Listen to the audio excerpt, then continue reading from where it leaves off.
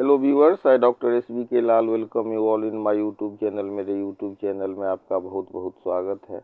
आज का video session है थॉमस एल्वा एडिसन और उनके द्वारा 1000 से अधिक आविष्कार किए गए थे इस पर। तो थॉमस एल्वा एडिसन 1847-1931 विश्व के महानतम आविष्कारकों में से एक माने जाते हैं। उनके नाम पर 1000 से अधिक पेटेंट, लगभग 1093 अमेरिकी पेटेंट दर्ज है। यही कारण है कि उन्हें मेनलो पार्क का जादूगर कहा जाता है। अब सवाल उठता है, लोगों को विश्वास नहीं होता है कि 1000 से ज़्यादा उन्होंने पेटेंट करवाए थे, आविष्कार किए थे। तो हाँ, 1093 पेटेंट यानी कि 1000 से ज़्यादा आविष्कार उनके नाम है। और अन्य देश जैसे ब्रिटेन, फ्रांस आदि में भी कई इनका पेटेंट है। तो अमेरिका में लगभग 293 पेटेंट है। तो प्रमुख आविष्कार की बात करें तो बिजली का बल्ब, एडिसन ने बल्ब का आविष्कार ही नहीं किया बल्कि उसे व्यवहारिक और लंबे समय तक चलने योग्य बनाया।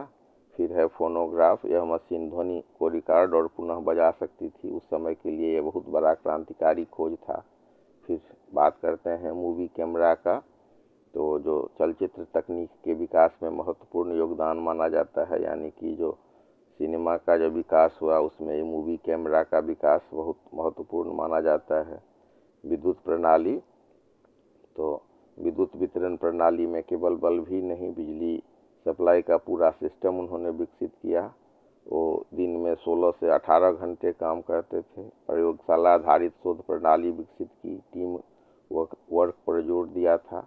उनका प्रसिद्ध कथन है कि जीनियस इज 1% इंस्पिरेशन एंड 99% परसिपिटेशन। और निकोला टेस्ला के साथ करंट वार भी हुआ।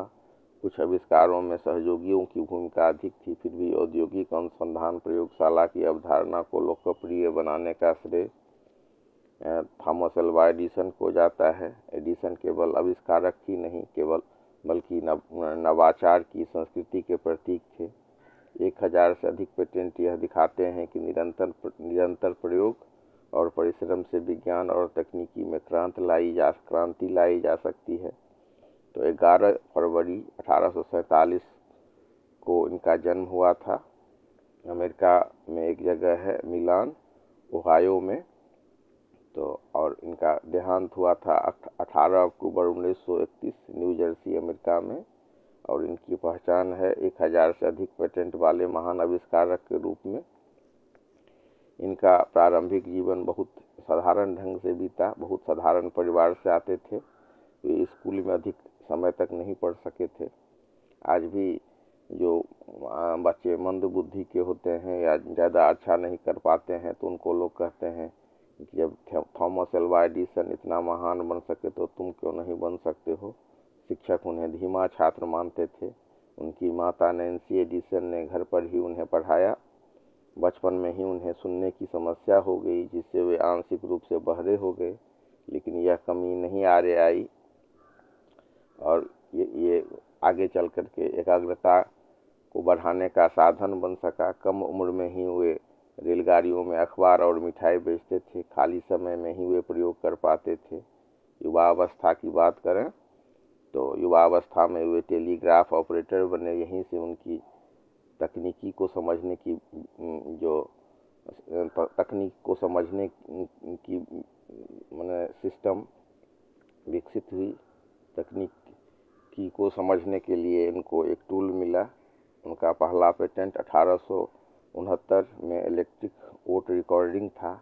इसके लिए व्यावसायिक रूप से वे सफल नहीं हो पाए थे। इन्हीं असफलताओं से सीखकर उन्होंने समझा कि आविष्कार वही सफल है जो लोगों के काम आए। मेनलो पार्क में उन्होंने प्रयोगशाला स्थापित की। 1876 ईस्वी में उन्होंने न्यू जर्सी के मेनलो पार्क में अनुसंधान प्रयोगशाला स्थापित की। यह दुनिया की पहली औद्योगिक रिसर्च लैब मानी जाती है। उन्होंने कई क्रांतिकारी आविष्कार किए, जैसे फोनोग्राफ 1877, व्यवहारिक बिजली का बल्ब 1879, विद्युत वितरण प्रणाली। और प्रमुख उपलब्धियों की बात करें तो लगभग 293 अमेरिकी पेटेंट है। और किनेटोस्कोप में इनका योगदान है, यानी कि चलचित्र तकनीक, बैटरी और सीमेंट निर्माण तकनीक में भी इन्होंने शोध किया। जनरल इलेक्ट्रिक जैसी कंपनी में की स्थापना में भूमिका निभाई। एडिसन डीसी करंट के समर्थक थे, जबकि निकोला टेस्ला और वेस्टिंगहाउस अल्टरनेटिव करंट के। यह प्रतिस्पर्धा वार ऑफ करंट के नाम से प्रसिद्ध हुई।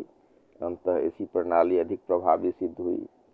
हम देख सकते हैं कि डीसी का उतना ज़्यादा मतलब ये नहीं, व्यवहारिक रूप से उसको यूज नहीं किया जा सकता है। तो इतने महान थे हमारे एडिसन। तो इनकी कहानी संघर्ष से सफलता तक है और साधारण शुरुआत करने वाले व्यक्ति में से रहे हैं। तो इनका जन्म 11 फरवरी 1847 को अमेरिका में हुआ था और बचपन में वे पढ़ाई में बहुत तेज नहीं माने जाते थे। शिक्षक उन्हें कमज़ोर छात्र समझते थे, लेकिन उनकी माँ ने उन पर विश्वास किया। और एक कहानी है कि एक बार एक चिट्ठी लिख करके इनके टीचर ने इनको माँ को देने के लिए दिया था और टीचर ने इन पर बहुत निराशा जताई थी और इसकी माँ ने चिट्ठी को अपने अलमारी में रख दिया था और उनके आंखों में आंसू आ गए थे।